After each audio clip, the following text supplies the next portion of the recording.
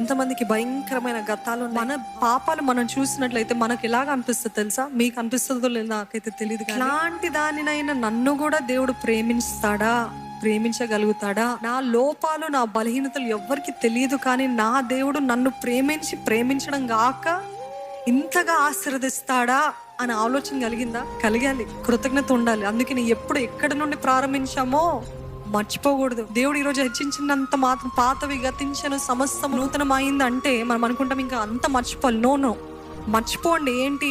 పాత సంబంధాలు వదిలిపెట్టండి, పాత బ్రతుకు వదిలిపెట్టండి, అవి మర్చిపోండి. కానీ ఎక్కడ నుండి ప్రారంభించామో, ఎక్కడ ఒక పంది వలె జీవించిన మనల్ని, ఒక కుక్క వలె రోడ్ పైన తిరుగుతున్న కుక్కల వలె జీవిస్తున్న మన జీవితాన్ని దేవుడు మార్చి ఈరోజు అధికారం అనే ఉంగరము ధరింపజేసి, ప్రశస్తమైన వస్త్రాలతోటి మనల్ని ధరింపజేసి, ఈరోజు నువ్వు నా బిడ్డవి, నా కుమారుడివి, నా కుమార్తె అని చెప్తున్న దేవుడికి ఎంత రుణస్థులమండి మనము.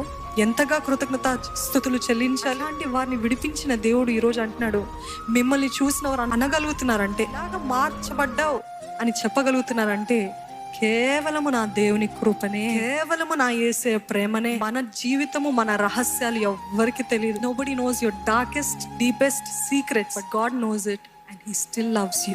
Do you believe that?